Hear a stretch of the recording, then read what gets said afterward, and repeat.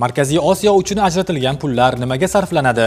AQSh Suriyadan qo'shinlarni olib chiqishni boshladi. Hamas Maldivning isroilliklar uchun taqiqini olqishladi. Assalomu alaykum. Yaqin daqiqalar ichida shu va boshqa xabarlar tafsiloti bilan tanishtirib o'tamiz. Markaziy Osiyo uchun ajratilgan pullar nimaga sarflanadi? Samarqandda o'tkazilgan Markaziy Osiyo Yevropa Ittifoqi sammitida ishtirok etgan Ittifoqning Markaziy Osiyo bo'yicha maxsus vakili Eduard Stipreys o'zaro hamkorlik uchun 12 milliard yevrolik investitsiya ajratilganini ma'lum qildi. Mablag'lar transport, energetika, iqlim, suv ta'minoti, raqamlashtirish va muhim xomashyo kabi sohalarda qo'shma loyihalarni moliyalashtirishga yo'naltiriladi. Uning ta'kidlashicha, Yevropa Ittifoqi va Markaziy Osiyo terrorizmga qarshi kurashish, Afg'onistondagi vaziyat bo'yicha muloqot platformasi hamda demokratik islohotlar kabi yo'nalishlarda hamkorlikni kengaytirishni rejalashtirmoqda. Shuningdek, Markaziy Osiyo davlatlariga mintaqaviy integratsiya, hamkorlik mexanizmlari va institutsional rivojlanish bo'yicha o'z bilim va tajribasini baham ko'rishga tayyorligini bildirgan.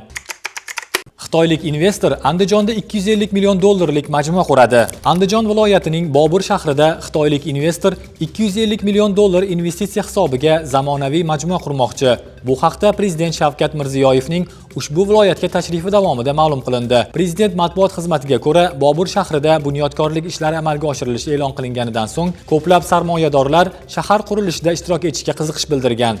Jumladan, xitoylik investor 250 million dollar investitsiya hisobiga bu yerda zamonaviy majmua qurmoqchi bo'lgan. Loyihaga muvofiq 55 gektar hududda biznes markazi, mehmonxona, savdo markazlari va 3000 xonadonga mo'ljallangan uy-joy qurilishi rejalashtirilgan.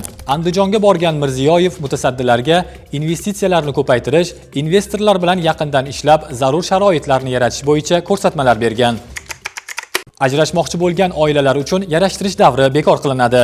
Prezident yordamchisi Saida Mirziyoyevaning ma'lum qilishicha, Shavkat Mirziyoyev nikohdan ajratishda sudlar tomonidan tayinlanadigan yarashtirish davrini bekor qilishga oid qonunni imzolagan. Mirziyoyeva bu o'zgarishni ayollarni oiladagi zo'ravonlikdan himoya qilish va ularning huquqlarini hurmat qilish yo'lidagi muhim qadam sifatida baholagan. Uning ta'kidlashicha, agar oilada inson qadr-qimmati hurmat qilinmasa va u jismoniy, psixologik yoki iqtisodiy tahqirlarga uchrasa, murosaga kelishning imkoni yo'q. Prezident yordamchisi shuningdek ota-onalarga murojaat qilib, qiz farzandlarining zo'ravonlikdan qochib uyga qaytishi sharmandalik emas, aksincha ularning zo'ravonlikka toqat qilishga majburlash haqiqiy sharmandalik ekanini aytgan. AQSh Suriyadan qo'shinlarini olib chiqishni boshladi.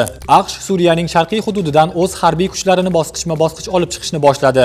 Al-Arabiy Al-Jadid xabariga ko'ra, birinchi harbiy kolonna 10 kun avval Dair Azzor viloyatidagi Konuka harbiy bazasini tark etgan. Shundan keyin esa ikkinchi yirik kolonna 200 dan ortiq transport vositalari, jumladan zirhli texnikalar va havo mudofaasi tizimlari bazani tark etgan. Shuningdek, hudud ustidagi razvedka aerostati parvozlari ham to'xtatilgani aytilmoqda. Qo'shinlarning bir qismi va texnikalar Elbir shahridagi AQSh harbiy bazasiga ko'chirilgan. Ma'lumot uchun, Konuka bazasi ilgari AQSh uchun muhim strategik markaz hisoblangan bo'lib, u yerda harbiy tayyorgarlik markazi, vertolyot maydonchasi va Patriot havo mudofaa komplekslari joylashtirilgan edi. Qirg'iziston Rossiya nefti o'rniga Ozarbayjon neftini ko'rib chiqmoqda. Qirg'iziston tashqi ishlar vaziri Jenbek Kulubayev hukumat energiya resurslari, jumladan neft va gazni Rossiyadan emas, Ozarbayjon va Erondan xarid qilish imkoniyatlarini ko'rib chiqayotganini ma'lum qildi. Biroq vazirning ta'kidlashicha, hozirda Qirg'iziston Rossiya neft mahsulotlarini imtiyozli tariflar asosida import qilmoqda. Bu esa ularning narxini nisbatan arzonroq saqlab turibdi. Kulubayevning so'zlariga ko'ra, energiya ta'minotini to'liq diversifikatsiya qilish imkoniyati faqatgina Xitoy, Qirg'iziston, O'zbekiston temir yo'l magistral qurilishi yakunlanganidan so'ng amalga oshishi mumkin. Mazkur temir yo'l loyihasining qurilish ishlari o'tgan yil oxirida boshlangan edi.